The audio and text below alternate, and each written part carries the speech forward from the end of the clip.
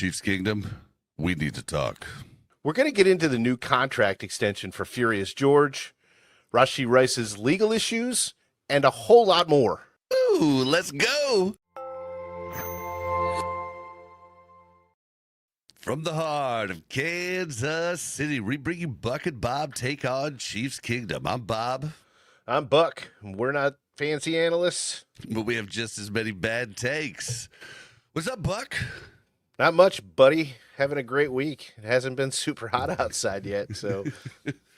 Yeah, well, I played golf, 18 holes, 3 hours of which were in the rain. So yeah, I was a trooper today. But hey, we're not here to talk about us. We're here to talk about the Chiefs. So let's jump right into the news that just hit yesterday. Let's talk about George Karlaftis and Furious George. Yeah, his 4-year, $93 million contract extension with $62 million guaranteed, which keeps him on the team for the next 6 years through 2030. This is an interesting part of the contract. It's actually it's not a rework. It's actually an extension past his deal this year, which is like $3 million. Then next year, which is his 5th-year option. Then the following year, this contract kicks in. So we've got George for 6 years. He's 24. This sounds like a win to me. But a lot of Chiefs Kingdom and Chiefs content creators have had a different opinion, and I don't get it. Like, a lot of them have been like, "No, this is bad. Like, I don't want to pay him this much." I'm like, "This much? We're paying him like half the price of what the leading edge rushers get." But I don't know. First off, what do you think about it? Yeah, I mean, I love it. I think, I was gearing up for Karlaftis to go. I really thought that's what the whole Gelati drafting was just a replacement for Karlaftis. So I was just ready to enjoy him for the last couple of years and then see what Gelati can do. The only thing that really kind of confuses me a little bit is, why did we draft Gelati? Like, I kind of feel like we could have taken a halfback a lot earlier than we did. Maybe they can use him as trade bait. Maybe he's on the other side and we got twins on the defensive ends. Who knows what the future holds? But I mean, I don't really find any negative. It's a lot of money, but it's not all that much money.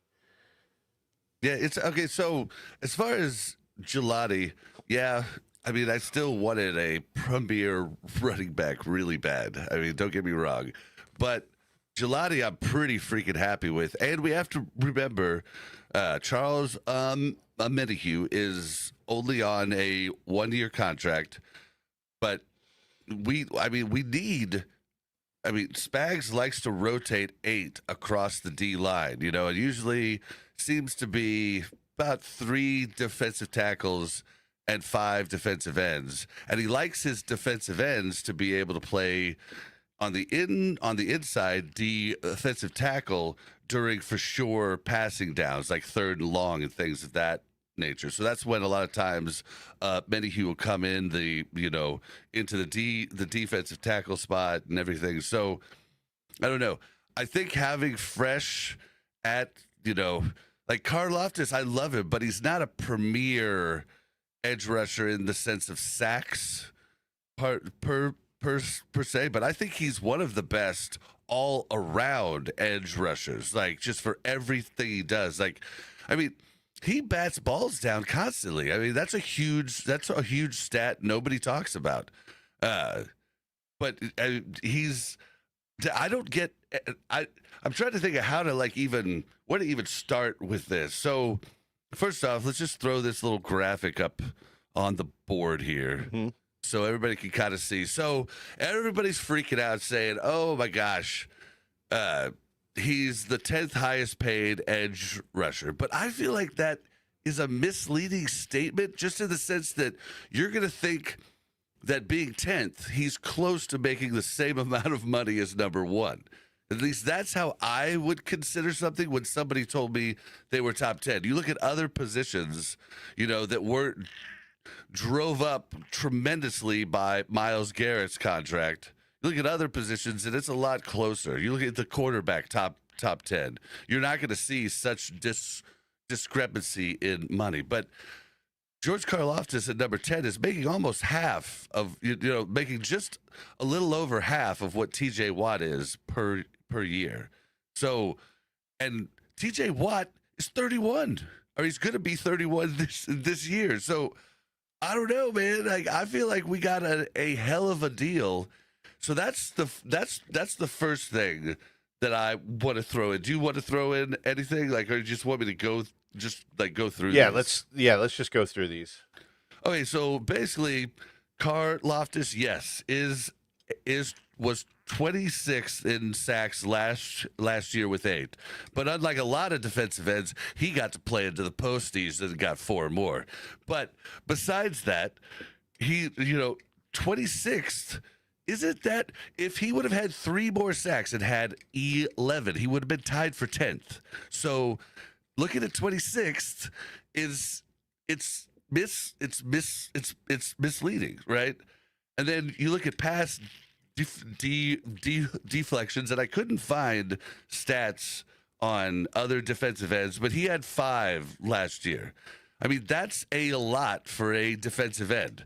Like, lots of times defensive tackles can get those, right? They're right in the middle. They're doing that, but the defensive ends are getting so low to the ground that they're not able to get up and pass deflect. But that's just as good as an incomplete because of a quarterback hit. Like, that's the same as a quarterback hit, I think, and sometimes even better because you have a chance to intercept balls like that. They cause chaos. Yeah. Yeah, so I went through, remember when we had that conversation about Pacheco, and I decided to go through last season and take a look at his runs. Well, I did the same thing with George Karlaftis. I wanted to kind of see just if I'm remembering the season right. So the one thing that was fairly obvious to me was that a lot of his sacks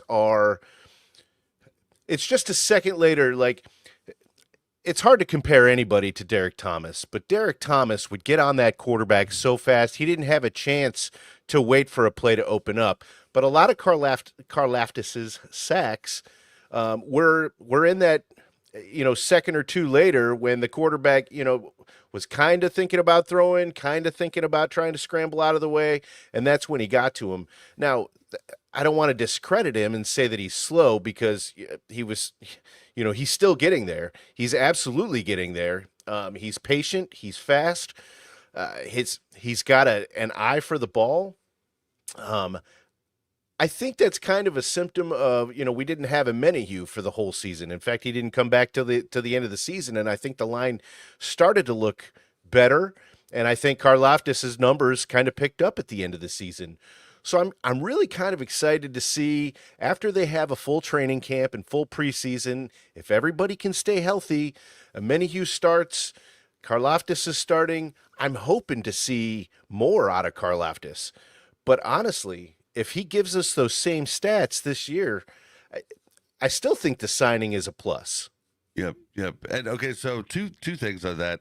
So that was my big knock on Karlaftis his first year, was that I feel like all the sacks he got were coverage sacks. It's when the coverage, held for long enough that George was able to wrap up the quarterback. But that sense has changed in the last 2 years since that. So, like, I don't exactly, like, I felt that way his first season, and that was kind of what I expected from him. He's actually made leaps and bounds. He's improved leaps and bounds over what I thought he was going to do after I saw his freshman year in the NFL. But then the second thing is, that's what I hear a lot of Chiefs creators talking about, is that if George ups his game, he's worth this money. And I don't think that's the case either. I am with you. If he gives us the same thing he gave last year, then I think this is money well spent. And this top 10 is a joke, because in a year he's going to be the 16th highest paid player, and in 2 years he's going to be the 22nd, 23rd highest paid edge edge rusher, and he's locked in. And then 3-4 years down the road, he might be a monster, and he's going to be like the 40th highest paid one. And all on top of that, he's a team player. I mean, he could have gotten more money someplace else. I'm sorry to break it to Chiefs Kingdom, but he gave us a team-friendly deal. He wants to stay here. He's that type of guy we talk about that we just love in Chiefs Kingdom. He's about the team and about, he's about the team. He's not about him. I know a lot of players are about the team, definitely, but it's more like a 60-40 to them, rather, 40% team, 60% them. If they're a really good guy, George, I feel, is a 60% team, 40% him, maybe even 70-30. I mean, this guy is the guy. Oh, look at this. We got our first $5 from Mel. Thank you. Yeah, thank you, Miss Mel. We didn't mention that, but we turned on monetization. It's a whole bag of worms we weren't sure we wanted to activate, but it's on now. So thank you, Mel, for the $5. What if that came from my bank account or hers?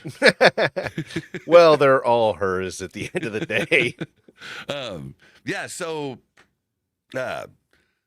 okay. So where was I with that? So he's just like, he's a play, and he plays so many downs. You almost never see him off of the field. He doesn't get hurt. I mean, the list of pros goes on and on and on, right?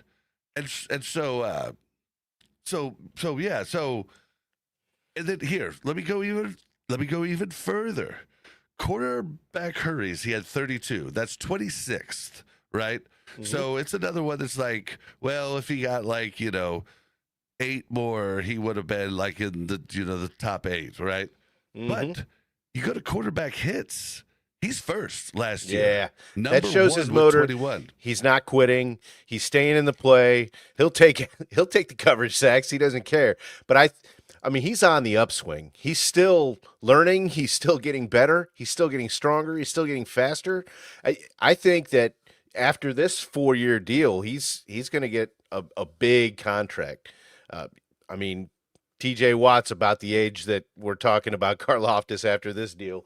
And I think a big payday could be coming for him. I mean, he's just getting better, man. I'm so excited for his future with this team. You lost me. What do you mean a big payday could be coming for him? I think after this contract, because he's still getting better. He's still 30, on the though. TJ Watt is 30 and he's making 41 million. Good point. That's kind of my point. I think he's going to get himself to where he's that status of defensive end, and I don't think he's going to get that with the Chiefs. I think he'll probably move on and make some other city in the United States a very happy football place to be.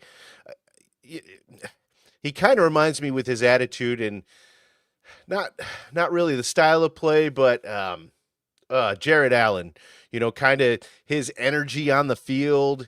And, when he gets that sack, he's just going crazy and the fans just love him. He's got that blue collar, attitude, the blue collar feel. It's just, he fits this team so well. My favorite clip of him, I think it was the Texas game after he got his third sack. He ran up, looks at the camera and just kind of looks both ways and then just runs off to the side. There's a great shot of him. I've stuck it in a couple of videos. There was talk before his rookie year. They were like, "What are you going to do for your first sack celebration?" He was like, "I don't know. I'll just swing it." And I think I remember it was something like he got up and was like, it was almost like it was overwhelming. He wasn't expecting to get it at that moment. But his sack celebrations have gotten better, just like his play on the field. Yeah. And then total pressures 13th, but that was with 61. He was up there. His pass rush grade per PFF is not great, 45th. But I think additions like Ashton Giolotti, if FAU could actually get something going, if George could be off the field a little bit more, just like we say with Chris Jones, his productivity in the pass rush would improve. But with 21 quarterback hits. He just needs to learn to get his hand on that arm. You see so many of the great edge rushers, they get the hand on the arm, sometimes cause a fumble, but they put that hand on the arm and they pull it down so that the quarterback can't throw, and that's, I think, a lot of Karlaftis hits, the quarterback's still able to throw. It's just he doesn't throw, well, but he's still able to throw. I'd be interested to know on those hits how many were incomplete, how many were complete, and how many might have been interceptions. I should have looked that up. Yeah. I should have looked that up. I don't even know how you look that find. up. Yeah, it'd be really hard. But what else do we have on? I mean, I don't get anybody that says this is a bad deal. I don't get it. I love our buddy, the young guy goes to KU, Michael Darcy, and he does the KC Sports Report. And I was listening to his video with Josh Van from Show Me Football. I don't know. They do a lot of videos together, and I like them a lot. They're young, energetic. One goes to KU, my alma mater, and I've liked them a lot just because I think it's neat when people get into content creation young, right? But they're both think that he's overpaid. And I'm just like, what are you talking about? I want to argue with you right now so bad. But disagreement's good, guys. Like, just because I want to argue with him doesn't mean I want to be mean to him or anything like that. Yeah, and another point I want to bring up, I was kind of waiting for you to bring it up because it was your point when we were talking earlier. But, with the raising of the cap level, this isn't as significant as it was last season or 5 years ago or even 10 years ago. And it's going to be even less in 5 years while he's still in the middle of this contract. So it's a lot less, I think, than what we're, maybe not a lot less, but it's less than what we're thinking, because we tend to get stuck on what it was last year and we spent a whole year paying attention to these numbers and these stats and whatnot, and things change. So it's not as much as it seems. Well, I had so many things I want to say. There's still things I'm forgetting, but that's a big one. A lot of people are saying they would have felt more comfortable with him at the 18 million mark. And honestly, I think the cap going up so much, I think it almost could average out that this is the actual appropriate inflation of what 18 mil would have been. Maybe this is the inflation of 20 mil, if I'm being more honest, but still, that would mean that last year he would have made 20 mil instead of 23.25. So that's kind of where I'm at. But chat's been quiet. We got Witchy in the house, but doesn't look like we have our normal talkers in here. What's up, Witchy? Welcome. Yeah, Brian was here earlier before we started. I didn't even see him. Well, he made sure to put the first comment in there. It was last night. I didn't even see it. Oh, yeah. Must have deleted it. But yeah, I don't know. We appreciate the ones that are here.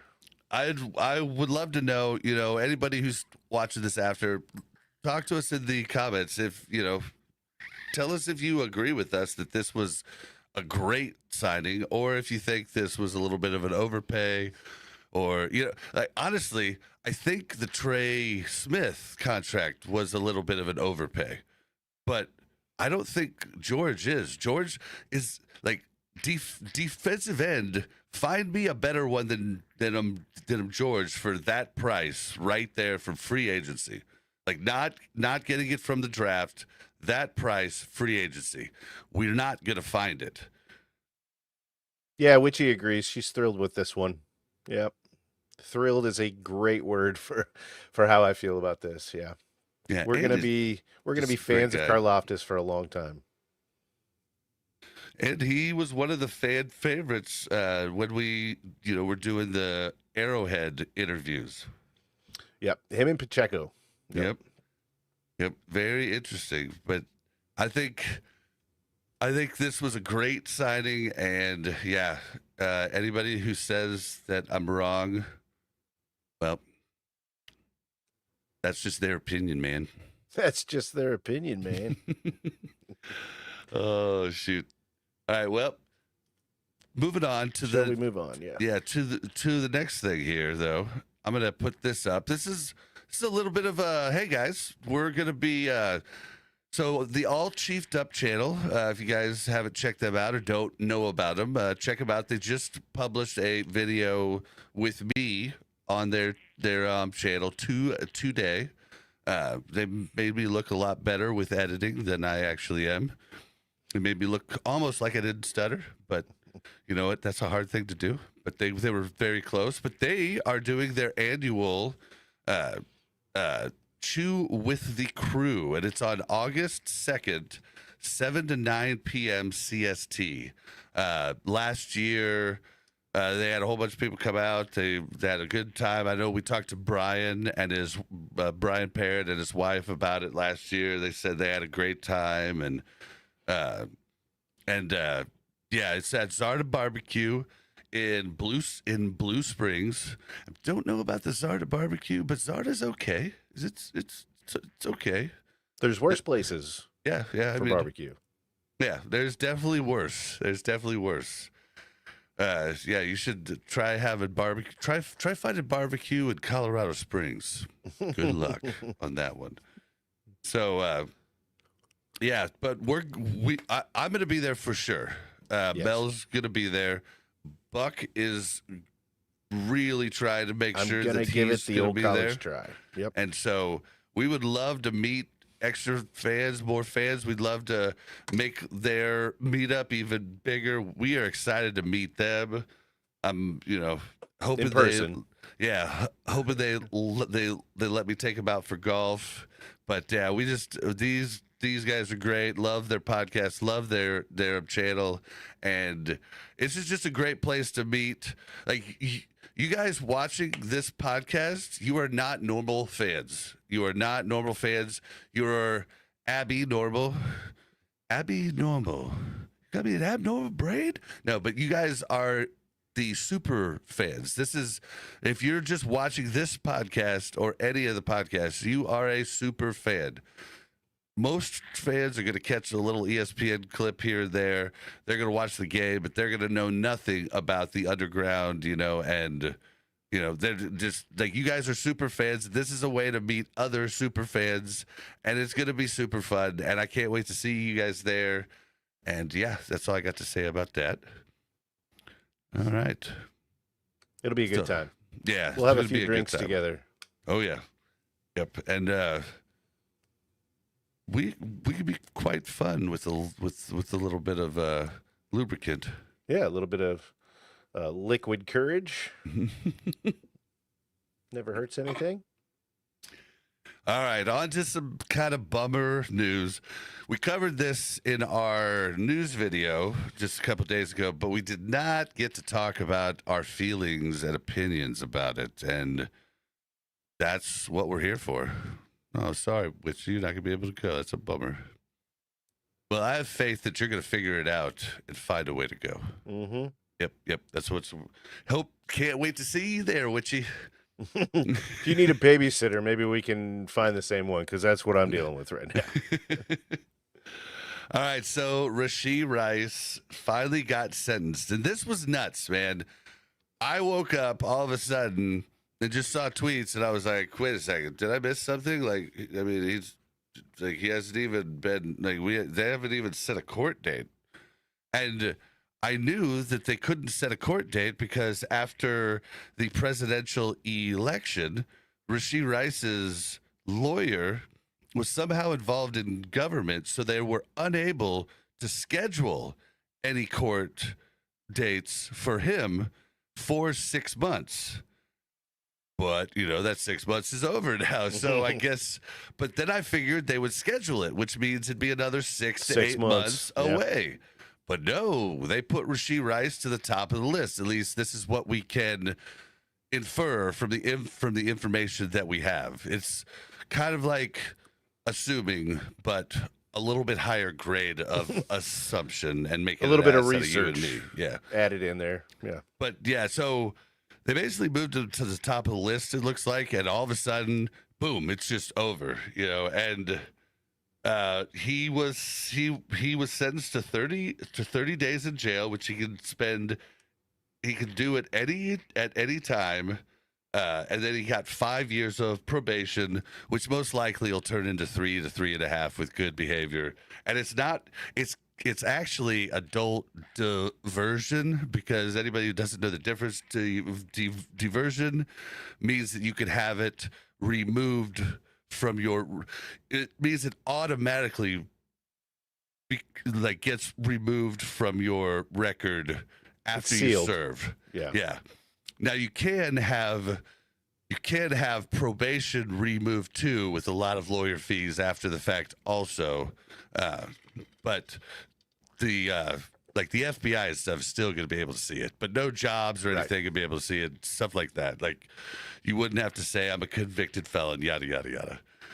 But so he got that. There's been a lot of speculation about how he spends his jail time, and a lot of people are reading it like he can do it in any spurts he wants. And some people are saying, like, oh, you could just go there at 10 p.m. and wake up at 6, and then you've spent 8 hours. I don't know if that's the case. If you can split it up, I'm guessing it's 24 hours at a time. That would be my guess. But I don't know.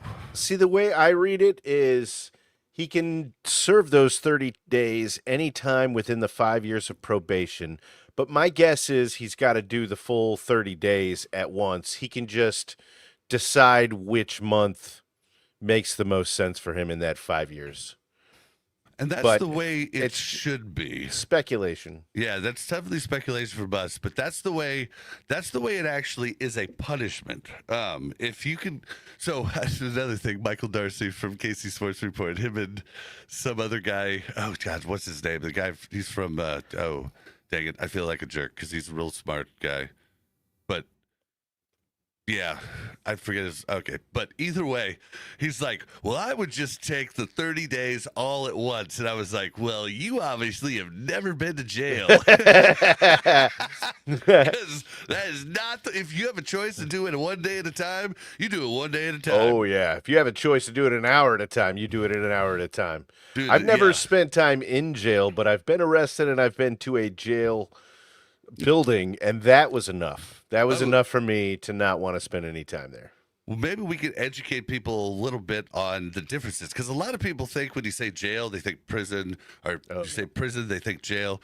So there is like your local jail at your, police station usually, city, and that's just a holding jail with like, 1, 2, maybe up to 6 cells, depending on the size.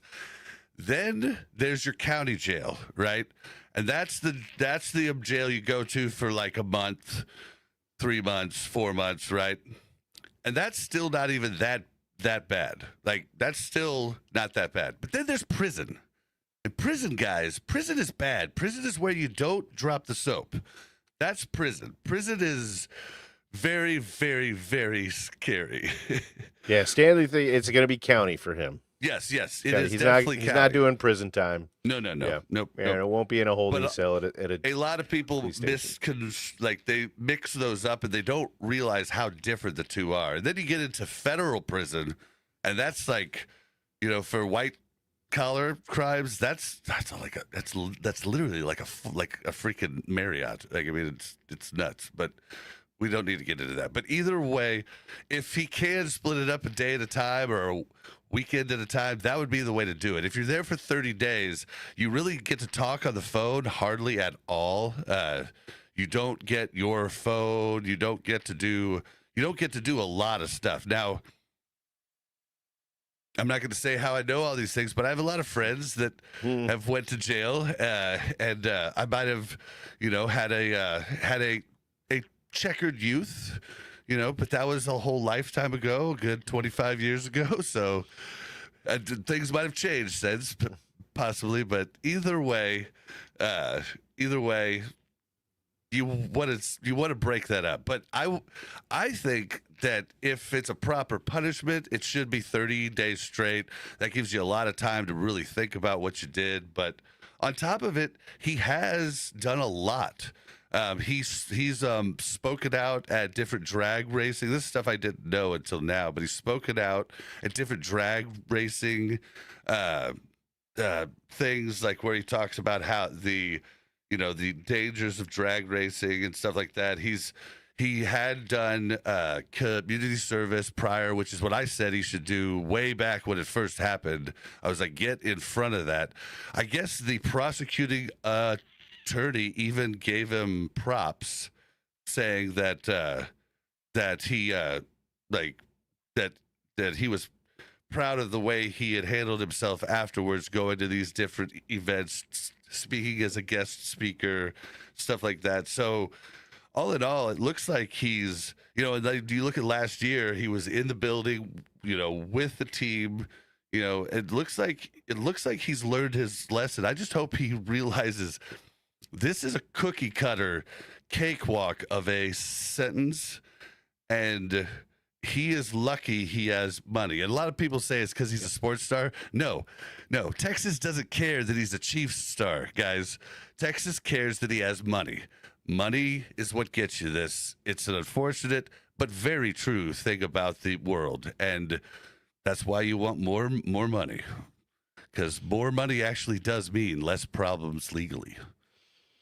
Yeah, That was a joke. Come on, it was a pretty good one. sorry. This is going to mean, a suspension is coming, right? And it's possible that suspension could start at the beginning of the season. In fact, I think it's likely that it could has start. to, right? I wouldn't say it has to. The NFL, it doesn't have to rush to punish him. I think they will, but they don't have to. And, maybe they see that the way that he handled himself through this whole thing and think that maybe he deserves a little bit of leniency. I, when you look at all the different bad stuff that's happened over the years with different players on different teams, and it's like they're coming to a fork in the road and they just say the wrong thing, or they've got the wrong attitude, and Rashi doesn't seem to have any of that, and it's not you can tell it's not a coached thing when he talks about it, or when he goes out and does these. I'm sure he was coached to let's pay restitution, let's start doing community service. I'm sure that wasn't his only idea, but he's still got to be the one to do it. He's still got to be the one to wake up in the morning. He's still got to talk about it to people. He's going to be talking about this the rest of his career. Yep. And hopefully as a mentor figure, that, like, look, this is what happens when you're not paying attention to everything, right? That's but luckily he wasn't, under the influence, right? Too. right. Luckily, nobody died. Nobody died, right? It could have been a lot worse. It could have, and I think he absolutely learned his lesson. That's what it seems like. So hopefully we've seen the last of the off the field issues for Rashee Rice.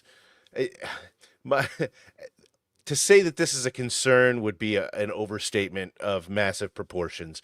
But he's been so limited with on the field experience now. It's going to be over a full season. I know he's seen the field, but it's like this poor guy just wants to get back to work.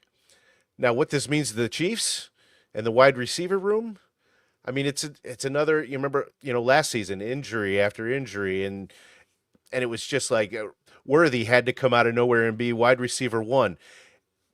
As long as, man, we don't get just absolutely bombarded with the injury thing again this year, this shouldn't be too much of a hiccup for the Chiefs. I really don't think so. With a hopefully rebuilt, or hopefully good offensive line for Patrick Mahomes to stand behind, and he's still got Hollywood Brown, he's still got Worthy, he's still got Kelsey, Royals.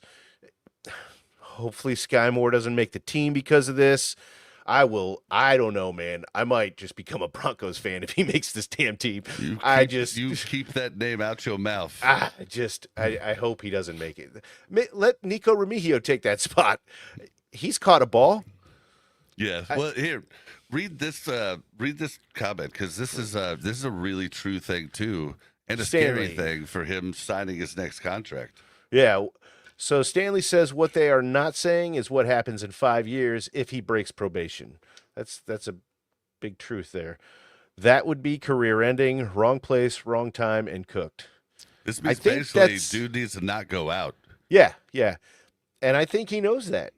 I mean, he's I learned his hope he lesson, does because but this means you're in the. I mean, the 5 years probation. I mean, the Chiefs are going to be if the Chiefs decide to re-sign him, or if any team wants to sign him. This is going to be a huge red flag on it, and it's going to bring the money down tremendously. And I mean, he's going to have to not go out. I mean, there'll be people, possibly people that just want to be the one that, just try to get in his face, say things to get him to swing, like to get him to do anything. And man, it could be horrible. I mean, he just really needs to turn into a homebody now. Like, at least for the rest of his football career. After that, he can go out and well, at least for smash the clubs. At least for the 5 years. But honestly, I think the probation will end 3.5 years in. I think he'll go back to court, and it's just like getting off for good behavior in prison and stuff like that. Well, I thought I heard in passing the last couple of days on the radio, or the last week on the radio, that if he does his jail time, and I'm not sure what else, then he could be done with the probation at that point. Was there anything that you read about that, or was I just... No, it's going to be 5 years probation. Okay. We probably haven't heard. There's probably a lot of community service in that. We're just not even seeing that part of it. And maybe the community service is going to be able to be paid through charities and things of that nature that he's doing. That could be a big thing too. But I want to know what Witchy's saying to you. Oh, stop, Buck. I don't know. Stop, Buck. I'm so All right, curious, Witchy. Yeah, if you tell me what to stop, I'll stop. One more felony in 5 is 2 years flat. And yeah. that would be 2 years in prison, not 2 years in county jail. Yeah. Yep. I don't think county jail is going to do anything over a year's sentence. Maybe not even like 6 months. I'm not sure. No. It's probably different depending on about Sky Moore. All right, done. Done. Yep. Sky, no more. But yeah, you talked about how this is going to affect the room. And I see a lot of people talking about the Chiefs adding another wide receiver. And I'm like, dude, no, this just makes it a lot easier to hit the 53-man roster with the room you have. I mean, outside of Rashee Rice, we have Worthy, Royals, Thornton, Schuster, Remigio, Badger, Brown. Yeah, I mean, we have a ton of different options. And I think this gives, a lot of people are saying now Remigio is going to make the team. And I'm just like, I don't know, dude. We have so many returners. I think this might give Tyquan Thornton. He was turning heads. I can't wait to see him in camp because he was turning heads in OTAs. Hey, Brian's with us. Hey, Brian. What's up, Brian? Welcome. Make it a cornerback. Yeah, Brian, I got to figure out how to make you a mod.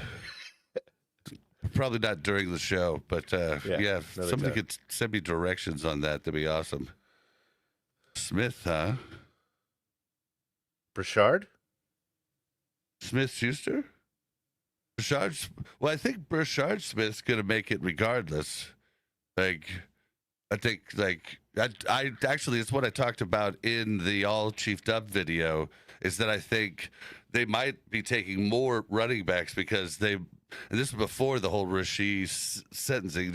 I thought they might take more running backs because they'll consider Brashard Smith a wideout rather than a running back, which will kind of justify taking extra running backs, because most likely he's going to be used to pass to a lot out of the backfield. Like, we haven't had that since McKinnon, and before McKinnon, it was Williams. Was it Josh Williams? I think it was Josh Williams. But I know for sure his last name was Williams because I've been watching a lot of older tape doing videos. I don't think it was Josh, but I definitely can't remember his name. Williams. Yeah, it was a running back. I thought it was Josh Williams, but It was something It Williams, but he's got all kinds of great plays in 2018 and 2019. But yeah, I think we're just going to end up taking another one from camp. I think we're stacked in the wide receiver market, as long as nobody else gets hurt. And so I don't think. Yeah, that's always the thing. We can talk all we want, but if injuries happen, the whole thing goes to chaos. Nobody knows what's going to happen. So let's just hope and pray that doesn't happen this year. I'm just hoping that Rashee Rice, learned, and I'm hoping the best for him. And this is really put a wrench in his career so much. It's you can't even weigh it. So let's just hope. What do you think? Before we move on to the next thing, I've heard 2 weeks. I've heard 4 weeks. I've heard 6 weeks. I've heard 8 weeks. Supposedly inside the Chiefs organization, according to Matt Derrick, it's people inside the organization think that it's going to be 2 to 4 weeks. I think if the NFL is taking into consideration his attitude and his actions following, I think we're looking at 2 weeks. I know that might be wishful thinking, but I think it's going to be 2 weeks. I don't think it's going to be more than 4. Anything more than 4, I'm going to start to worry a little bit. And thank you, Brian, for letting us know that it was Harvey Williams. Now it's not Harvey Williams. He played in the 90s. It's Brian being a freaking troll. Thanks for making me look stupid, Brian. I was here. I'll look it up. Chiefs running back 2018. That should tell me. Daryl Williams. Damian Williams. Boy, we had 2 Williams. Great. Okay. Well, it was one of those 2. But it wasn't Harvey. It was either Damian or my brother Daryl, and my other brother Daryl. My other brother Daryl. Jeez Louise. That's hilarious. Well, Witchy said they just handed down 4 weeks for a DUI, and Rashee was not a DUI, so 2 is plausible. Yeah, and just with how long it's been, like that could be plausible too. Just him being able to show a full report and the Chiefs being able to vouch he's been in the building, just that type of thing could be huge. Like it's for the NFL, it's not always about the crime. It's oftentimes about what you've learned from the crime too. Like this isn't the court of law. This is the court of, Roger Goodell. Yep. So hopefully he's Judge, been sending jury, flowers. and executioner. Yeah, he's been sending Christmas cards the last 2 years. Like, hopefully he's been doing that. But I think 4 seems pretty likely. I think 2 would be awesome. But Stanley has a good point here. If it's 2 weeks, we're going to get blamed for help from the NFL. So they're probably not going to go 2 weeks just for that reason alone. That might be a really good point. I don't know if Goodell cares about that. He already gets booed.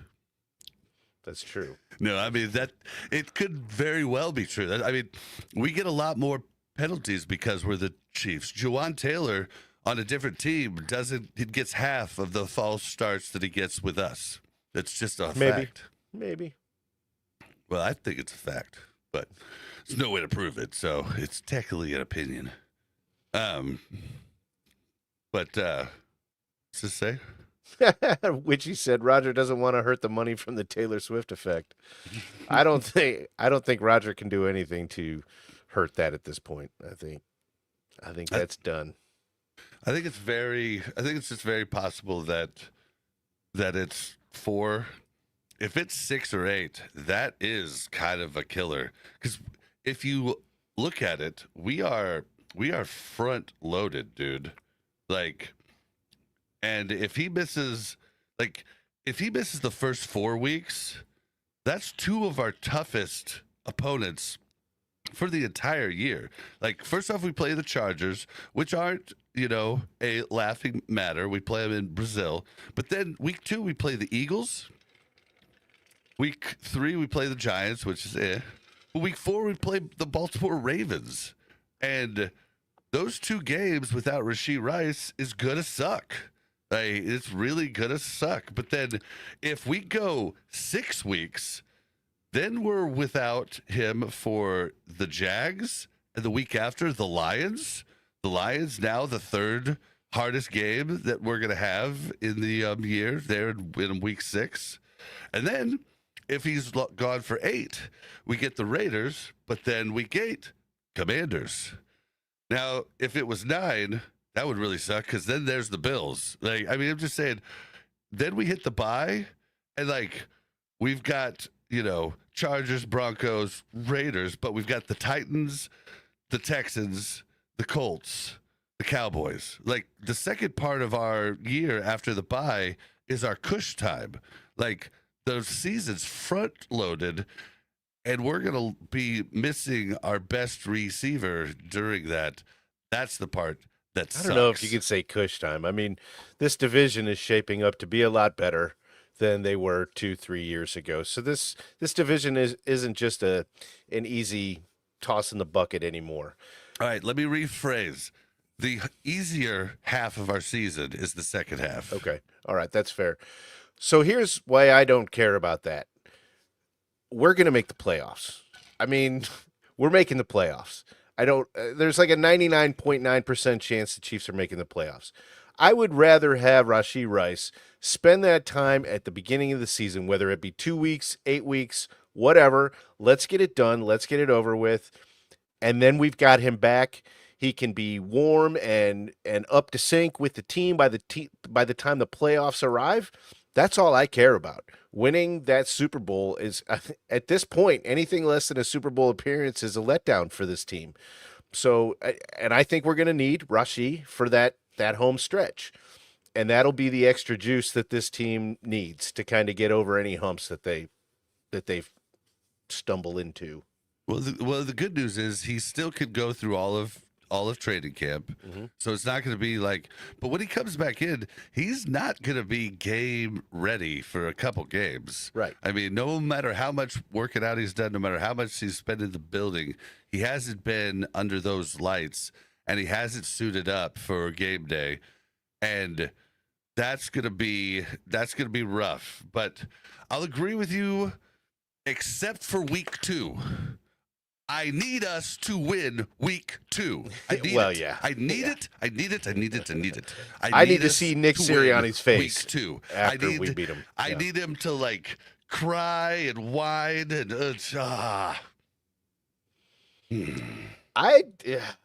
I'm not really and scared. It's at home. I want the Chiefs fans just to heckle him the whole way through. I think that Andy Reid and Patrick Mahomes are going to have some plays, some tricks up their sleeves for that game.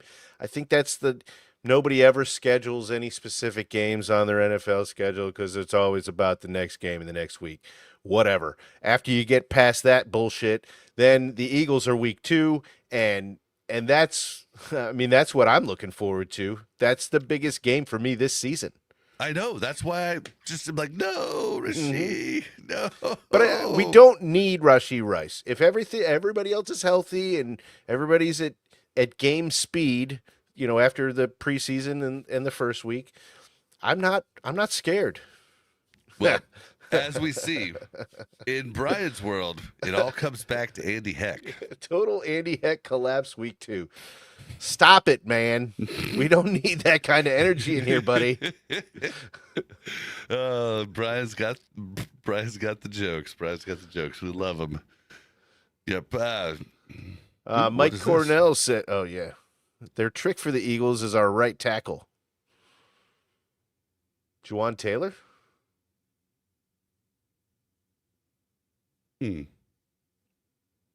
Or could it be Kingsley?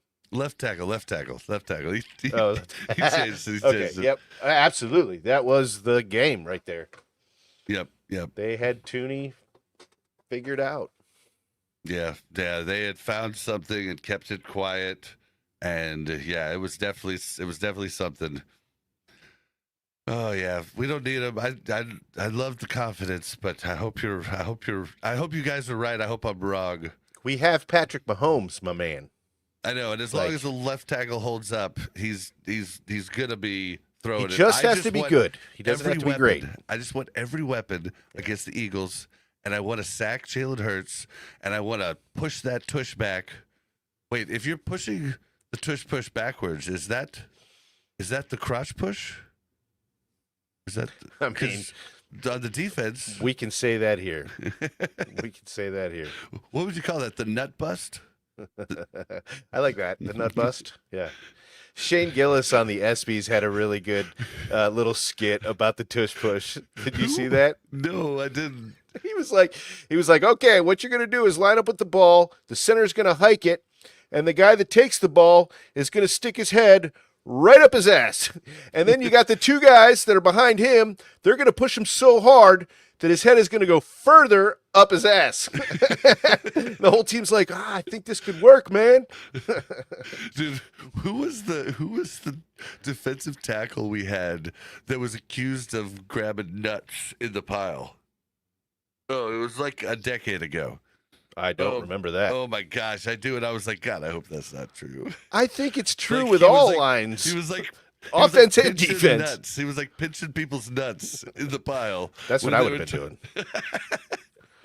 They would have called me the nutbuster. Oh my gosh, that's horrible. That's horrible. Wait, you made me lose my train of thought. Oh yeah. Sorry. So yeah, it's a bummer. If it's 8 games, that is a huge bummer. And what's like worst case scenario for before the bye? So you got 9 games. Worst case scenario could be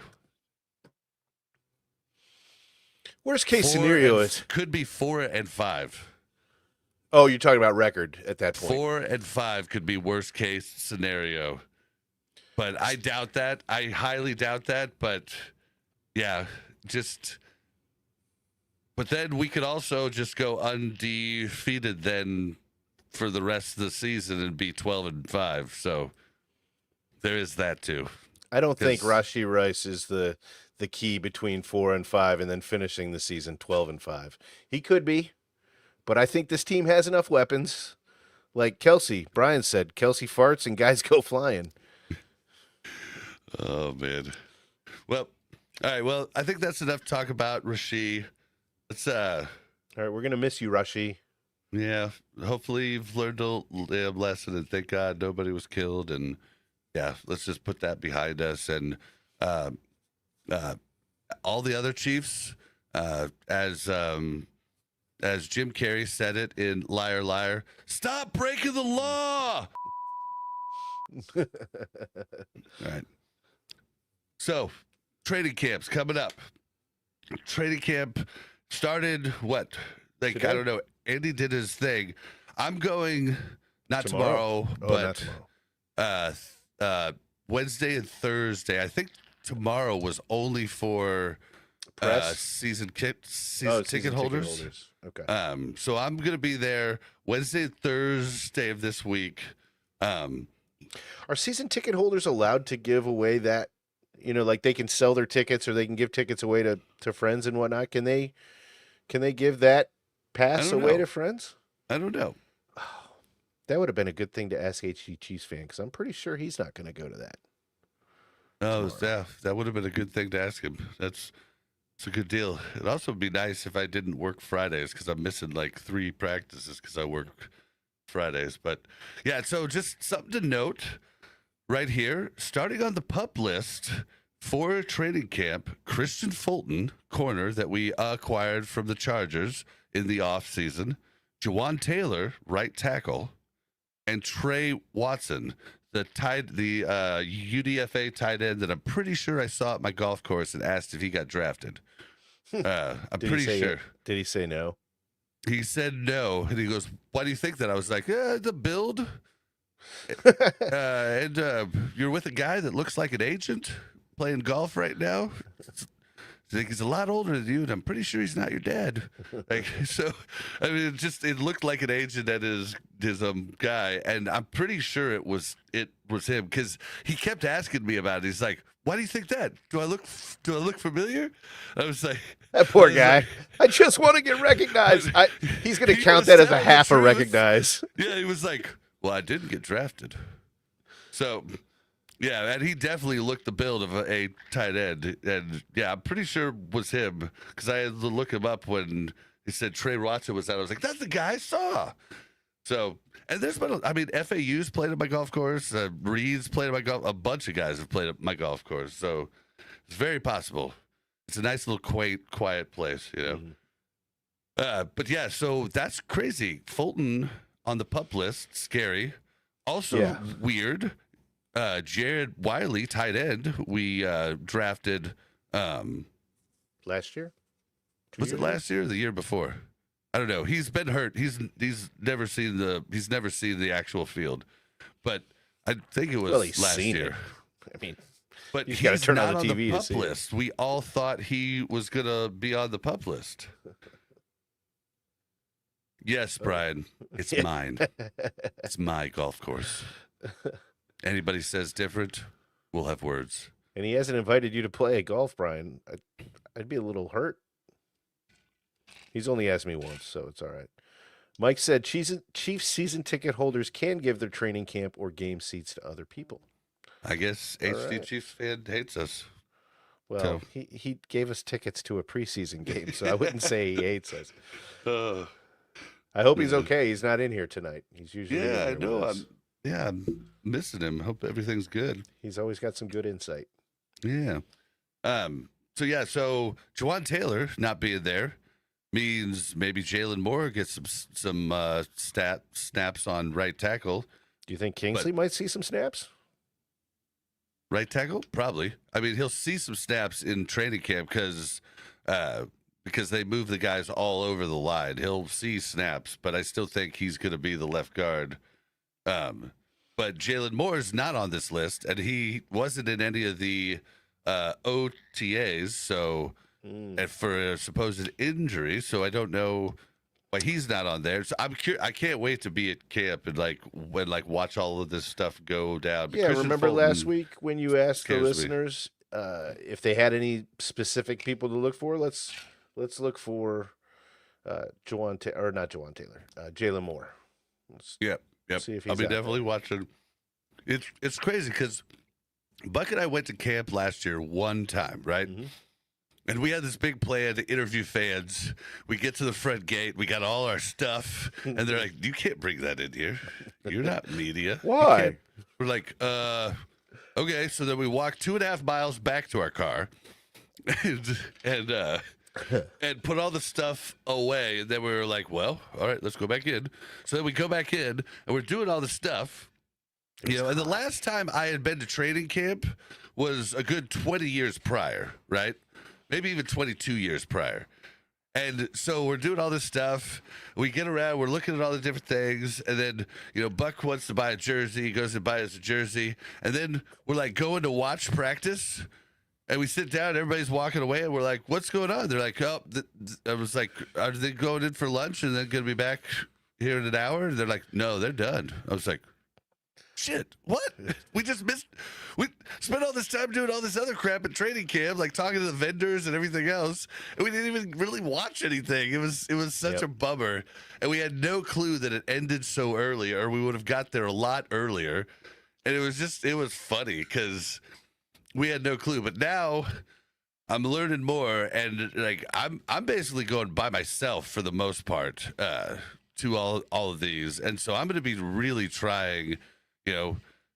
This is my sophomore year of being a Chiefs content creator, and I keep learning more and more, and I'm going to try to learn as much as I can I'm going to I think I'm going to 10 of the practices over the 4-week period. You told me 10. You got tickets for 10. So I'm going to try to make it to some. I haven't worked for the company I work for yet for a year, and I don't get vacation time until I'm there a year, which will be September 3rd. So I'm going to miss it. It's going to suck, but I'm going to talk to them. There's a possibility they might give me a day paid to go up there. They know how important this podcast is to me, and so yeah, there's a possibility I might be able to make one. Yep, and we'll be talking about it a lot more if other things happen. So stay tuned for that possibly, because it is a very cool company that does a lot of cool stuff. Mm-hmm. But yep, mum's the word until that paycheck comes in. um, yeah. So any tips, like any other content creators that I see out there that I recognize, I'm going to try to talk to, try to pick their brain, try to learn the best ways to get the most out of the practices. Like I could watch, and I've been watching and, doing even before the podcast, I was extensively into plays and everything else, and breaking down plays, and that's been something I've just loved. It's a very niche thing because most people don't want to hear the differences between this package and this package, but I'm super into it. So I'm hoping that I'm going to be able to take a lot from training camp and just being there. And I don't know how the footage stuff works, but there's a lot of people with cameras. Yeah, they're all on phones. You can't every get any phone other camera has a there. camera. So you can't take a filming camera, but you can take your phone. We'll see what I can get. I don't know if they would kick you out for that. I see all of this. I just have to kind of find out, and hopefully not get kicked out and blackballed by the Chiefs. Blacklisted. Is it blue balled by the Chiefs? No, that was all the Chiefs before Patrick Mahomes. We get to the playoffs and this definitely blue balled. But any tips, tricks, anything you guys can leave in the comments, I would love to know. Just best spots to sit, best time to get there, parking secrets, anything you can tell me, I would love to hear. I'm going to be going there a lot, and I'm going to be missing a lot of golf because of it. So I'm doing this for you guys. I'm doing this for you. That's how much I love you. We appreciate it, Baba Rooney. Yep. It's like work. All right. Well, so anything else on training camp? I mean, just the pups. So, I mean, Jawan Taylor is obviously a big question mark. I read someplace that it's his knee, and Christian Fulton, I believe it's his knee too, but it doesn't. Jawan Taylor's knee, he was playing hurt for a bit. I don't know how long, for a bit through the end of the season and through the playoffs. And so he had that cleaned up, from my understanding. That is what happened with Jawan Taylor. So maybe this is healing and getting him stronger. Should not be too big of a deal. Yeah, but he was playing hurt, and it got cleaned up, surgery. So it shouldn't be that big of a deal. Well, that's good, because if he misses any time this season, who's going to step in and take those penalties? Touche. But Jalen Moore, that's what I want to see. We talked about it in our news video, but everybody on the Chiefs has been comparing Josh Simmons to Trey. Oh, Williams? yeah, the guy from Trey Williams from the Niners. Yeah, the best left tackle in football, and just so happens to be Jalen Moore's the guy that he backed up for the last 3-4 years of his contract. And everybody in the Chiefs organization, guys, have some tact. Read the room. This poor guy, just back this guy up, and then you're coming in, they're like, oh, this rookie looks just like so-and-so. And he's like, the guy that you couldn't beat for the job. He's just sitting there going, Trent Williams, thank you, Brian. Thank you. Hey, look there. There's HD Chiefs fan. HD Chiefs fan with the 10 bob. Well, I see the boys have grown into monetization. Congrats, gentlemen. Well, thank you very much. We've missed you today. We have missed you. Yes, we did grow into monetization. We're a little hesitant to turn it on. We've been eligible for a bit, but it comes with a whole lot of worms, a whole lot of extra worms, and we weren't sure if it was going to affect. I don't know. We had been growing. It'd been going good. We weren't sure. All these different things can affect the algorithm and everything else, and we didn't know. So, yeah. But thank you so much for the 10 bomb, and Appreciate thank you it. for showing up. We were just talking about you just a second ago and wondering if you could have given away your day one training camp pass For tomorrow. I guess tomorrow. It's day 2. Could you still give it away if you weren't using it? Would you be able to go? I would be able to go. I was going to play golf, but I mean, I would cancel golf. Hey, man, if it's available, HD Chiefs fan, that'd be cool. That would make 11 that you would make it to. Yep. Yeah, thank you so much for the 10 bomb. This is cool. This is really cool. We got little bombs and stuff. Love it. Yeah, we don't know what to say, but everybody says bomb. No, I meant like when it comes in. Everybody says bomb. We're gonna be like, we got the $10 because in buck we didn't know like if we should have our own thing. But also every time we say buck, we have to look back at the podcast and see if YouTube read that as. So it's kind of bad. It's another kind of bomb. Yep. All right. So what were we saying here? Oh, HD Chiefs fan you said had to register for them. Okay, that makes sense. That makes total sense. Yep. Oh well. Yeah, you're not hurting his feelings. He gets to go play golf now. Sadly, Bob only gets to play like 4 to 7 times a week. Yeah, I would much rather go and do the other thing. Today I was like playing in the rain. I was like, dude, I'm playing this whole 18. There's no way. Like I'm not gonna be able to play, until like I'm going to training camp. There's no way. I'm playing this whole 18. It was just raining on us, and me and my dad are drenched. And you're like the Reverend in Caddyshack at the end of the movie. He's like, ah! Dude, I'm pretty sure we had a hole in one on one, and the frog kicked it out, just like in Caddyshack. Oh man, but that frog would be bored if I was playing. I'm lucky to make hole in 5. All right, so wait, what were we? We were on something there. We were on. We finished up the pup list. We're gonna start talking about the rookies. Yeah, you were talking about. Yeah, I don't know. I hope Christian Fulton gets that figured out because I'm pretty excited about him. And yeah. All right, let's. Why don't you tell us what just happened recently? Brett Veach has been busy with signing contracts. Busy, yeah. After the oh my gosh, I'm blanking on it. All right, so second round defensive tackle Norman-Lott got signed on Saturday, and Justin Ross, he was waived on July 16th. He had asked for his trade or release. I'm not sure which is sad because I'm a Justin Ross fan. He's better than the other guy that we're no longer allowed to even say his name anymore. Yeah, I mean, he just never worked out. He was a camp darling every year. He had that problem.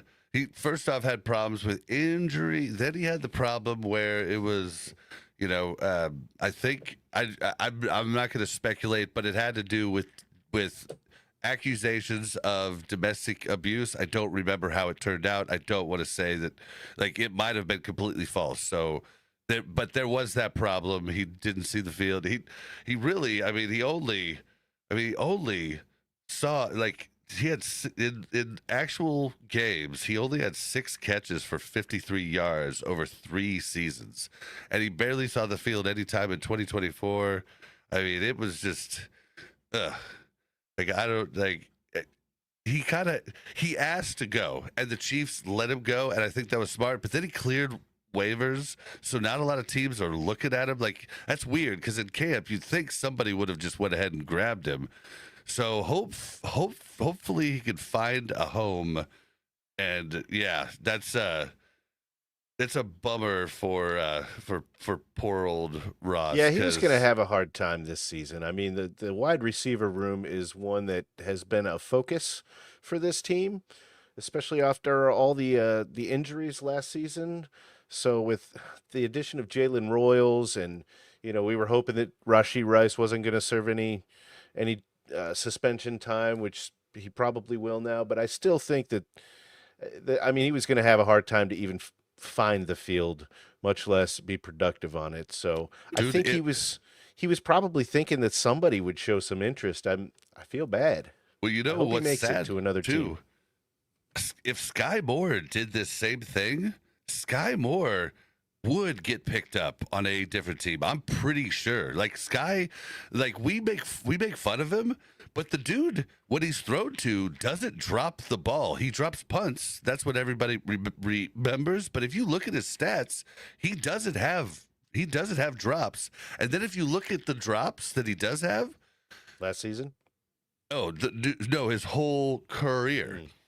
Mm. Mahomes almost, I think every single drop I've looked at it, Mahomes threw it in a bad spot. Like, so I You talking mean, about Moore? yeah, Sky Moore. Yeah, Sky Moore doesn't have drops. Like, he hasn't been used. The reason we all hate him is because of punt returns. Like, No, that's not the why reason. we hate him. Not for me. Yeah. It's because he doesn't get any catches. If Patrick Mahomes trusted him more, the ball would be thrown to his Yeah, position more. So, yeah. Moore's problem is getting open, and Yeah. he's only a slot receiver. But I think if Moore would have requested, Moore could have gotten picked up. But hey, we got another 10 bomb here from Samuel Lofton. Woohoo! Congrats, gentlemen. Let's I go, need Chiefs. a thing. Like, I need an air horn, but we'll do it. That works. That works. Why are all the free agents injured? We do. Okay, so yeah, Christian Fulton is on the pup list. Jalen Moore is the one that's been injured, right? But he's not on the pup list. That doesn't mean he's not injured. Right. I think the pup list, they're putting people they know for sure aren't gonna do anything, so they could have extra, UDFAs or extra bodies out there. So he could still be injured, but they've been real quiet on what's going on with Moore. So I'm hoping that That's a good sign. yeah. Who's Hoping. another free agent that might have been injured? We picked up Moore. Elijah Elijah Mitchell. Yeah, Elijah Mitchell.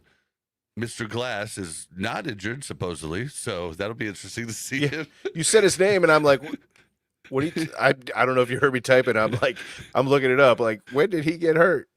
Yeah, no, but he's surprisingly not hurt, even though he's been hurt his entire NFL He's got like a career. 96% chance of being injured this season. Who were our other free agents we pulled in? I'm trying to think.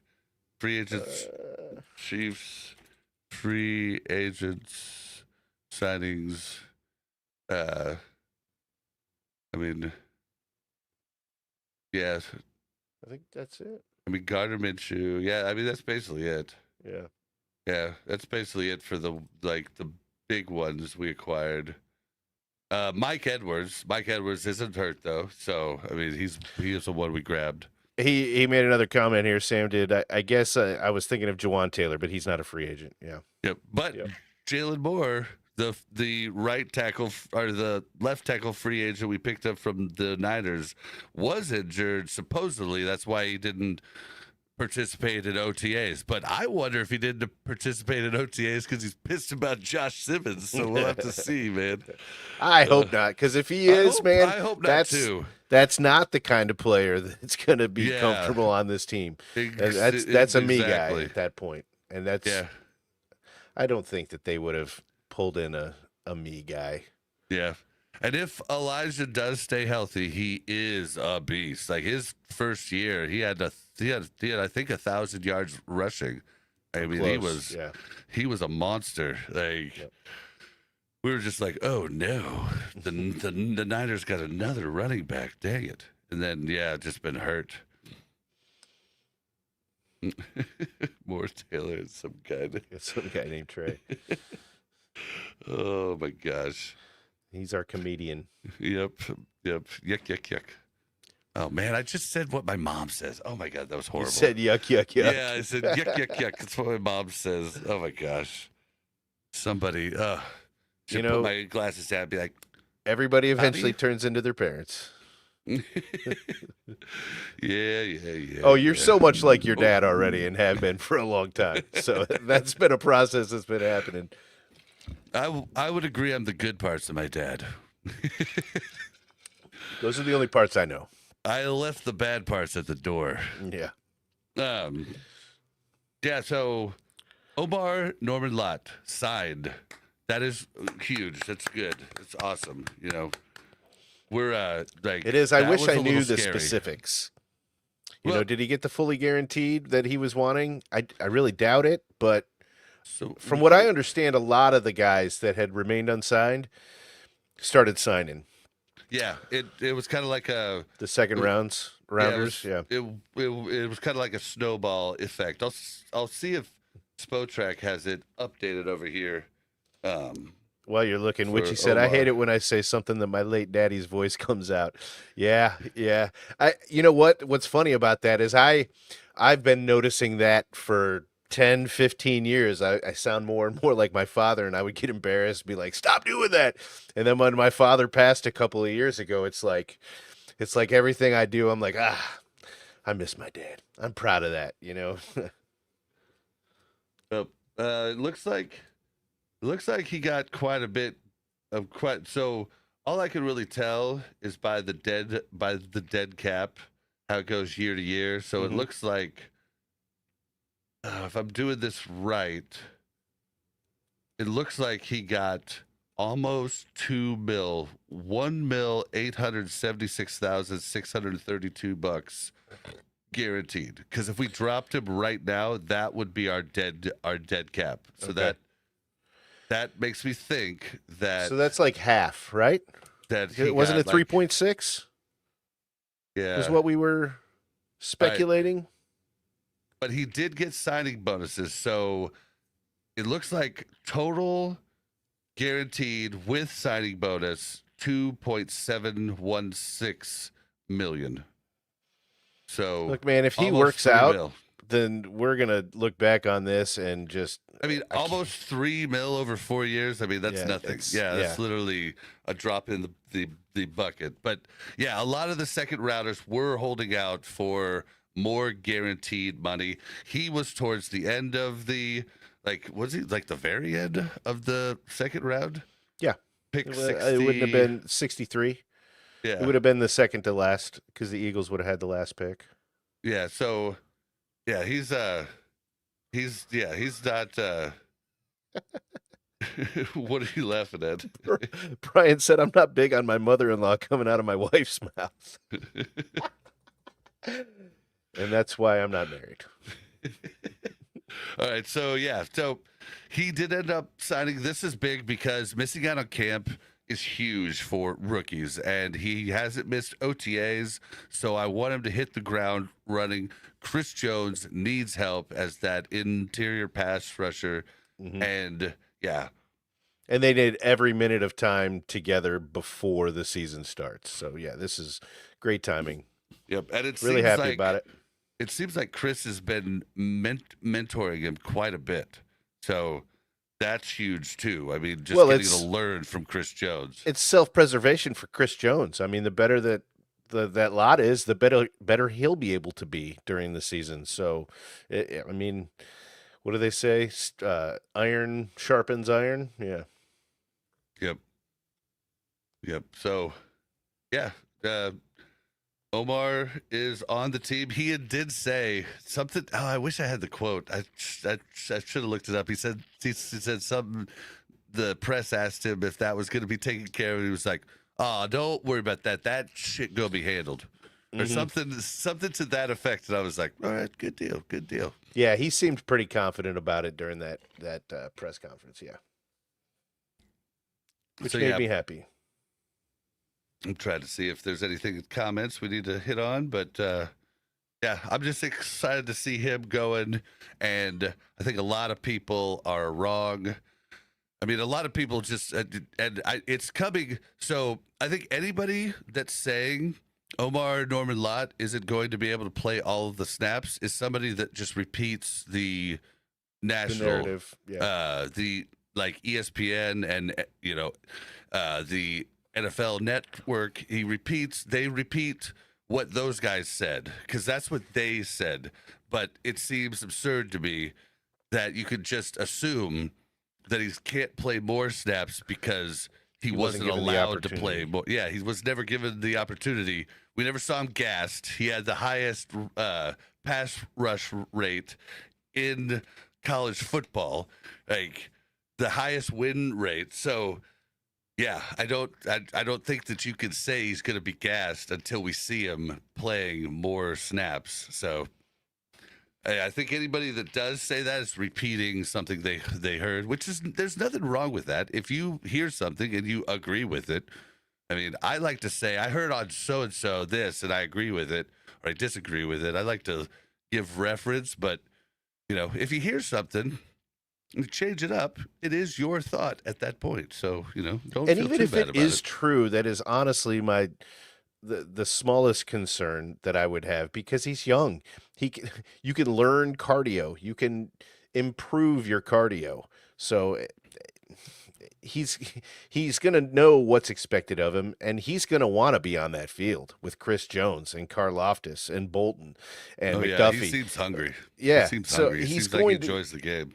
if he can't do it 100%, he will be able to do it close to 100% at some point. So I'm not worried about his his play time. And his story about his sack, celebration where he was like, I didn't know what to do, so I just put my hands up, and everybody just started chanting 5-5, and I was like, oh, that's my number. This is good. This is good. So he's like, I just did this every time. Is that going to be his number on the team? Yeah, 55. Yeah, sweet. 55. Hey, here we go. Dylan. Slamming Sammy Joe with a 2-bomb. I'm really hoping the 2026 Chiefs draft Dylan Tyneman. Thieneman? What team does he? We are not college football fans. Well, I'm a defensive fan. back. I just have had no time to watch college. He's a white corner. That's okay. I don't know, man. Wait, no, he's a white safety. Oh, that's actually better. I'll actually take that better. What's the GM's name of the 49ers? He's one of the best safeties in history. Well, I mean, and yeah, it's a whole joke. Like one of the best corners in the league last year was what's his name on the Eagles, and he was white, and they were making jokes on New Heights like that he was wearing arm sleeves to try and hide the fact that he was white to other teams. Like, don't come after the white guy. Oh, he's wearing like half a stick of the black tar stuff on his face. Yeah, he plays for Oregon. Yeah, he looks. Thank you, Slamming Sammy Joe. Yeah, I would have to look into him more, but his stats look good. My dog's freaking out in the background. If you hear some weird stuff, that's my dog. But yeah, I mean, yeah, me too. He's like, it's weird because he had 6 picks in 2023, but then no picks in 2024. But he has a ton of tackles. Yeah, 2023 he was a monster. Oh my gosh. Did he switch teams in 2024? See, this is all the stuff. Samuel Lofton said maybe he's the next Dan Sorensen. Dirty Dan? Well, Dirty Dan was a UDFA. I loved Dirty Dan. I really did, man. But I knew that if he was starting, it was going to be a long day for the defense. He just, it was like he was too good for the practice squad, but not quite NFL level. But his heart and his determination and the way that he played on the field, I mean, you can't match that. You could tell he loved and cherished every minute he was able to get out there. Dude, Witchy says JD's flying solo tonight. Marcus is in the Caribbean. Oh. We'll have to tune into that. I wish you could raid people on YouTube, but we'll have to tune into that after this is over.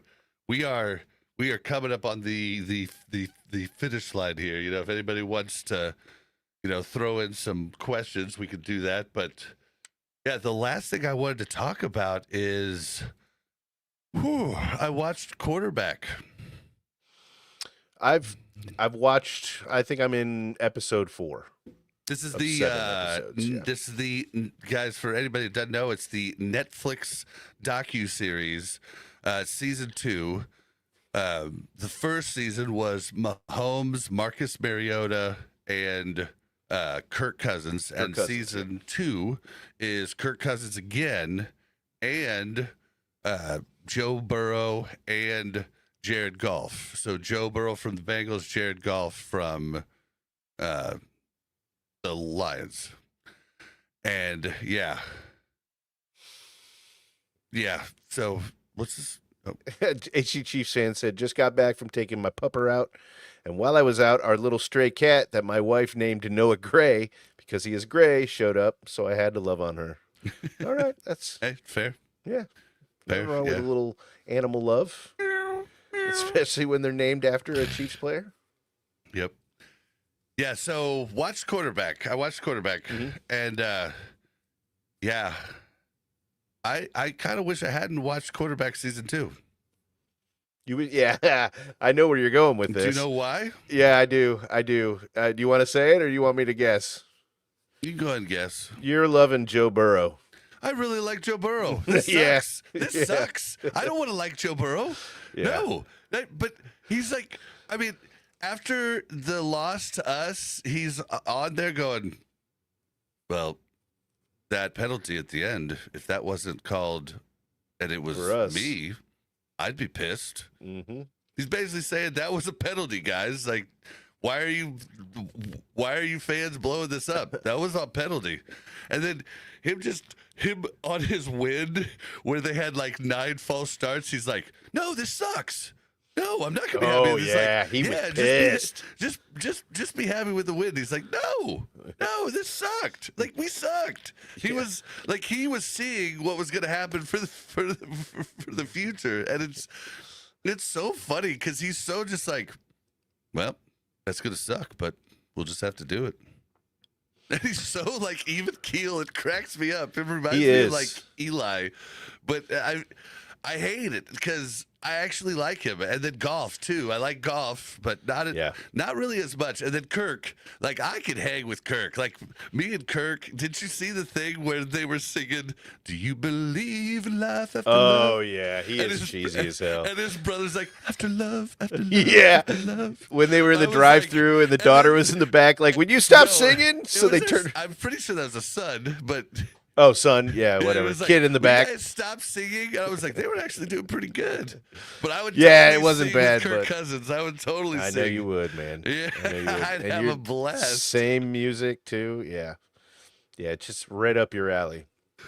Oh, I man, li- he's I such a mean, dork. But I he's like- such a cool dork. And I knew dude, that he Joe stayed. Burrow. Oh, go ahead. He got benched, and he stayed to help out the other guy that he got benched for. Whereas Marcus Mariota, when he got benched, was like, I think I'm gonna go Hawaii. But Kirk stayed there and helped the dude. I mean, he's a dork, but he's a good dude, man. Just a good dude. Yeah, he is. You can tell. He keeps very positive people around him. He's not my kind of hang. I mean, I could talk to him for a little bit, but he's not the kind of guy that I would normally hang out with. But I support that kind of guy. But Joe, I didn't think so either until they started singing it in the car, and I was like, oh, I could be in this. yep. But now Joe, I could hang out with him. I could go have some beers with him. I don't think he's that kind of guy because that was one of the things he was talking about. Is he's kind of turning into a hermit a little bit. He doesn't like the attention. He just wants to go to work and do his job and be a great football player. But he doesn't really like the attention that it brings. We got a 2-bomb from Slamming Sammy Joe. Mac Jones would look elite passing on the Bungles. that is probably Yeah. true. Yep. That is probably true. That defense But is letting him down. I don't know that Joe Burrow could be compared to Mac Jones though. Like Joe definitely does. He definitely has a touch pass. He definitely has a touch pass. Like, and he, like he is, looks like from what I saw, he's a guy that throws it to where the receiver is supposed to be. So really depends on the receiver. I mean, but yes, I think a lot of quarterbacks would be elite with Jamari Chase. And I mean, Jamari Chase is like a freaking running back. Like a lot of people say Justin Jefferson's the best in the NFL, but Jamari Chase turns into a elite running back after he gets the ball. I don't, and he doesn't get hurt like Justin Jefferson does. So I don't know that you could even say. I think if I'm picking one for my team based on just skill, I'm definitely taking Jamari Chase. I just don't like his attitude. But I give Jamari Chase, after seeing the whole thing right before the playoffs with him with the little kid with cancer, and he seems so genuine. Like I have to feel like he's not as horrible of a person as I want to think he is, but he is. Well, we're going to see the worst of him. You know, we see the worst of him when he's given our team attitude and he looks like field. I mean, he's just playing the game. Not just football. I mean, he's playing the head game too. That's a big weapon that the Bengals like to play that I don't think the Chiefs really lean into.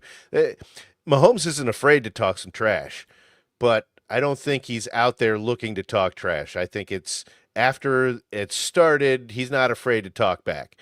But I think the Bengals lean into that really hard. It fits who they are. It fits kind of their fan base, you know? Yeah, and Mahomes is, everybody gives Mahomes shit, but Mahomes has lost it one time, and it was ugly, and I felt bad for him. And he Was it the Raiders? Profusely. No, it was, how can you not remember this? Oh, you don't? Okay, it was Mahomes' saddest moment ever.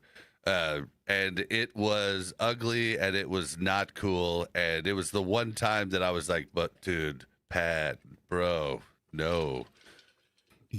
And I can't talk shit because if I was in Pat's spot, I would have had 20 of these moments during my career up to this point. But it was the Bills game where your favorite player ever, Tony, got the pass from Kelsey, backwards pass from Kelsey, but he was offsides, and Mahomes went and bitched Josh at the end of the game, and dude, he was unconsolable, and it was a bad look, and everybody turns to that when they talk about Mahomes' character. They don't talk about the thousands and thousands of other times. They talk about that one bad moment he ever did, and yeah, no. Wasn't okay, but it's only happened once. But yeah, dude, Burrow seemed pretty cool, and he just seemed. I understand why people call him Joe Cool now because he's just so even keel, and like he's sitting there watching our game against Denver, and he's like, "Well, they didn't play any starters. Nothing I could do about it though, so I'll just eat." He's just like eating, and he's just like, I mean, it's just true. Like you can't do anything. Like he didn't try to say, "Oh, they did it just." But the truth is, I mean, we looked like idiots in that game. And yeah, you can say we were sitting our starters. That was an intentional loss to keep the Bengals out of the playoffs. We know it. Everybody knows it.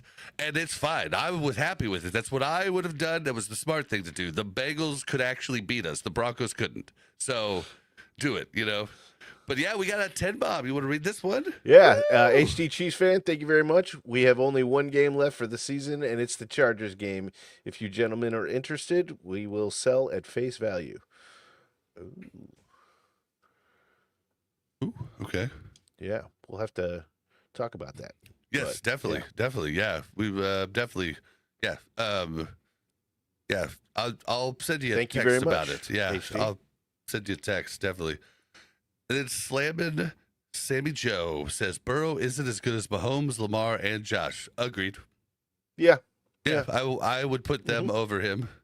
I think I like that order actually. Mahomes, Lamar, Josh, and then Joe. See, I like Mahomes, Josh, Lamar, but that's just me. Lamar chokes a lot. He does. Yeah. Not a lot, just at the end of the game. End of the season. Yeah. But I think I even might have one or two. If I looked at it, I might be able to find one or two more. Like Jaden Daniels, maybe. maybe I could put in front of Joe too. Uh, Ooh, is it Jaden Daniels? That's his from name, the right? Commanders? Yeah, yeah. I Last could. year was his rookie season, wasn't it? I don't hmm know that I've seen enough. I have to He see had a some second year, exciting. but if we're He had just some looking exciting at his plays. rookie season, that was tremendous. I mean, first rookie to take a team in his rookie year that far into the playoffs. Like, hmm you have to remember when Pat Mahomes did it, it wasn't his rookie year. It was his first year starting. And, he had only played a half of one game at the end of the season prior, but it wasn't his rookie year. For him to do that on a team that was so bad prior was pretty Historically amazing. bad for a Yeah. long time, like Yeah. the Like, Browns. Joe Burrow is like the elite version of Purdy, right? Like the best a Purdy type quarterback could be, or the You think? best a Kirk Cousins type of quarterback could be. Hmm. Like pocket passer. Like that's the way I feel about him. Okay. Okay. I'll have to pay more attention because I haven't, you know, aside from the Chiefs games, I really haven't seen any Bengals games. But But yeah, I mean, it's gonna be hard. Like he lives with the same deal that poor, Patrick did, prior. Like Pat got from everybody, oh, it's just because of Tyreek Hill, right? And mhm. then he proved him wrong without Tyreek. Well, Joe is going to get that knock until he proves it with less wide receivers. Now, I can say for a fact that I believe last year, 2024, you put Lamar. Wait, hold on. You put Josh.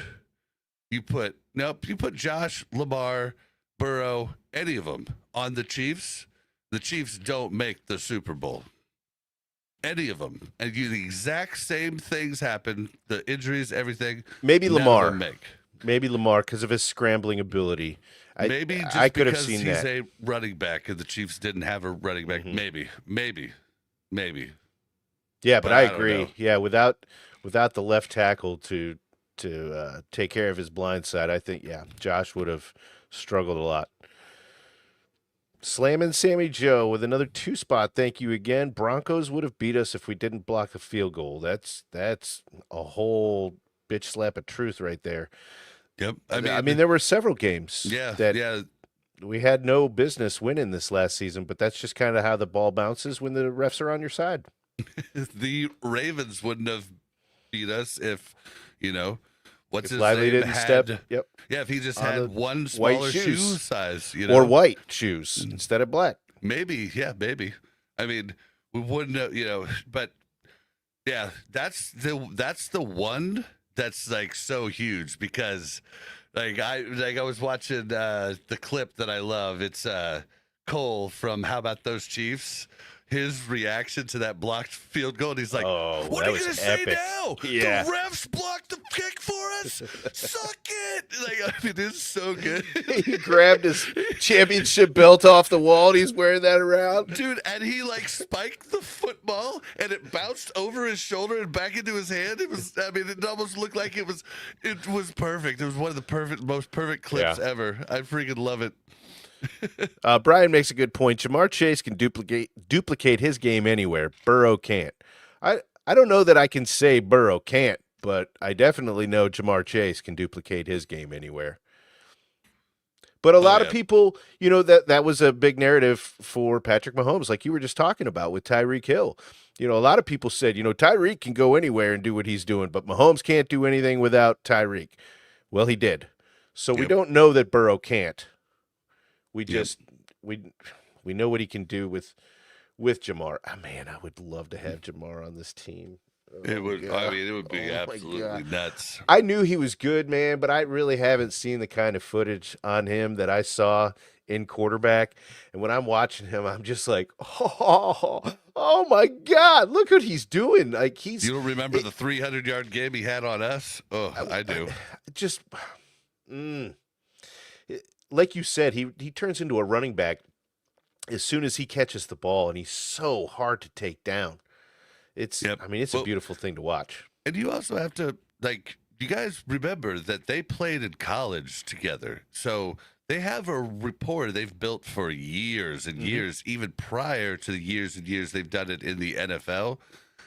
You, like, you have to remember that doesn't grow on trees. So, you know, I don't know that Jamari Chase is as good right off the bat without Burrow either, But either way, my whole point was I hate it because I kind of like Burrow. Mhm. But yeah, don't expect me to say that when we're playing against them. I'll be Brian's got another good question. Is Kelsey a legend on any other team? I think so. I think that, I mean, what he did for Alex Smith while he was a Chief made Alex Smith look yeah, honestly better than he was. and yeah, if he has any quarterback that's not a chump, I mean his the beauty of him is he gets open when the play breaks down, and from what And he all the can read the receivers have zone. told about us, like all the receivers on the Chief tell us about how much he coaches them. He's like a coach on the field, telling them different ways to get open. He pretends to be not smart on New Heights, but it's all a joke. Like, It's him having fun. Yeah. yeah, he's extremely intelligent football wise. He doesn't have a big vocabulary, but that's just education. That's not, IQ. That's not, your ability to learn. That's just, It's what you've learned. Yeah, absolutely.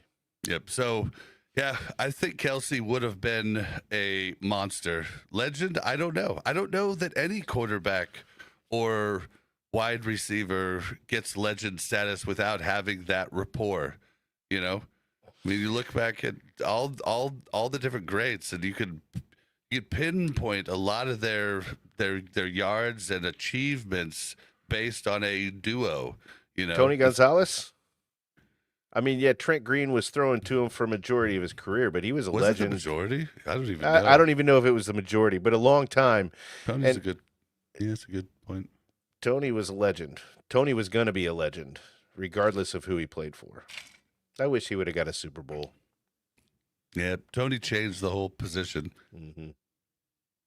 Well, that's all I got, unless there's any other stuff in the chat, any other questions. But Well, Mike said only Kelsey got a few probably wouldn't have minutes. seen as many playoff games on another team. That's 100%. That's true until Mahomes came in and changed that for him.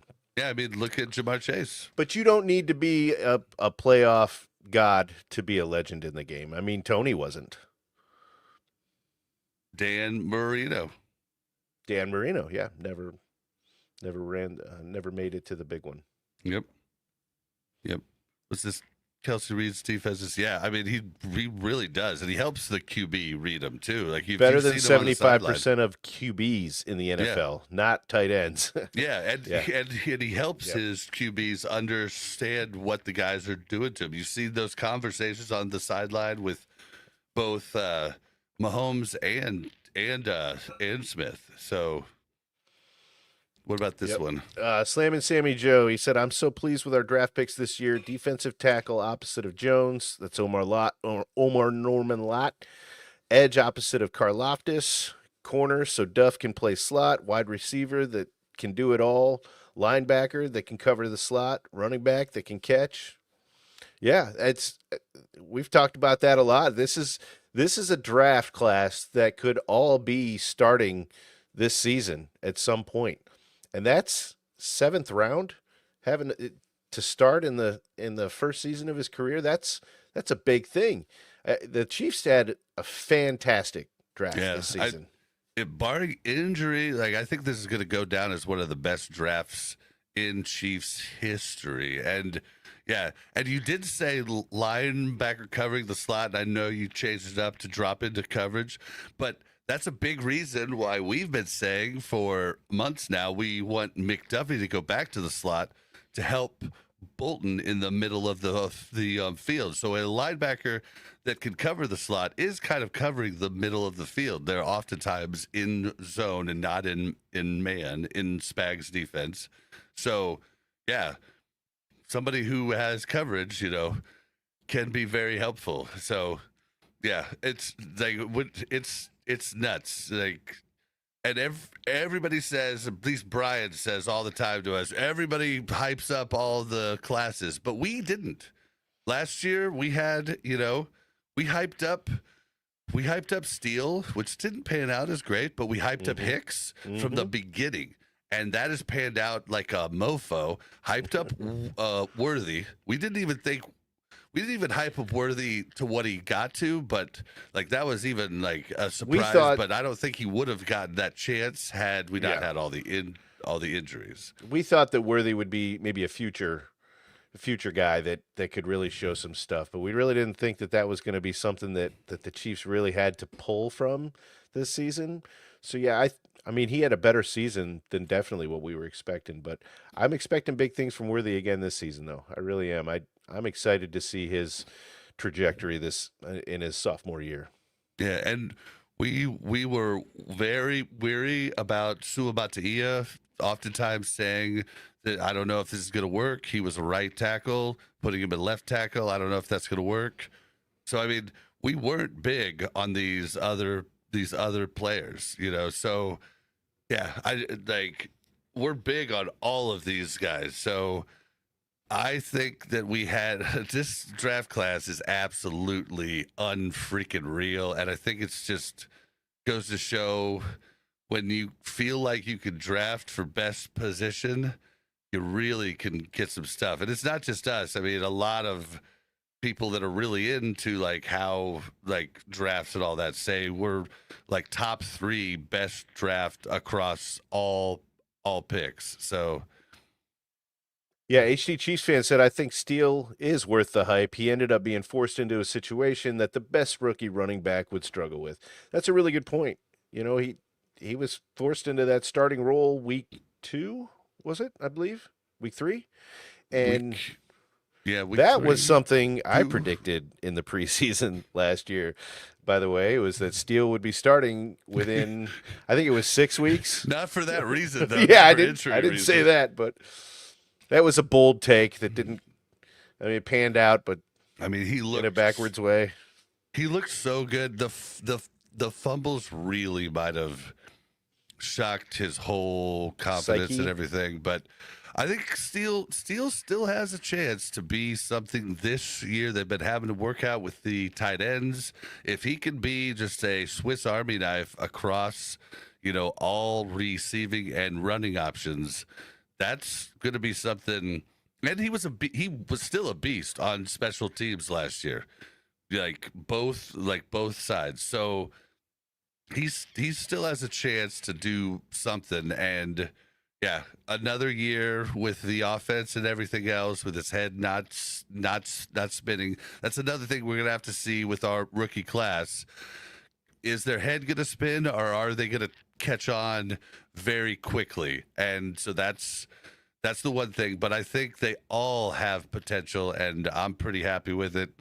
But Buck, we got to get out of here for now, man. I got to go. My dog's got to go to the dog park.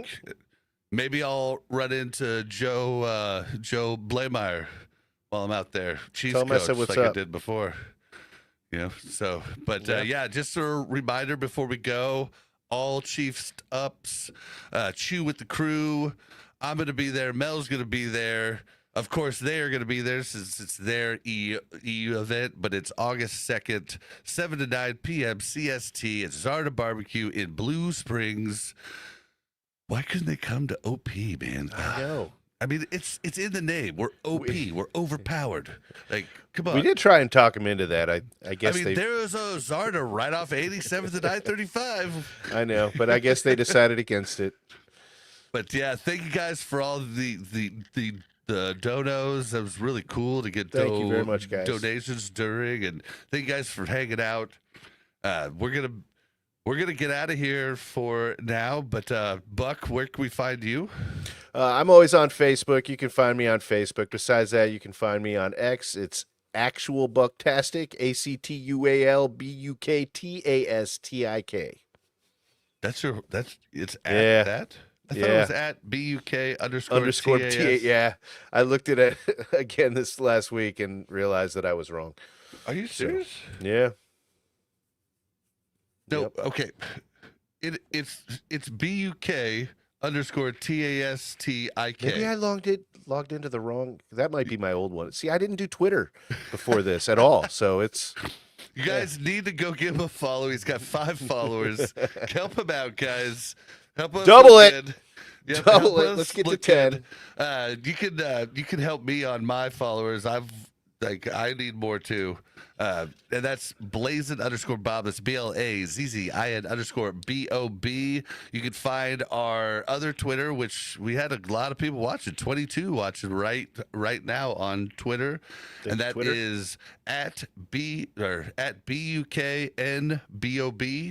And if you want to email us, BUKNBOB@gmail.com. Just go to buckandbob.com. BUKNBOB.com. Everything is there. There's merch, blah, blah, blah, everything. Yeah. We're going to get out of here. Buck, do you have anything else you'd like to say?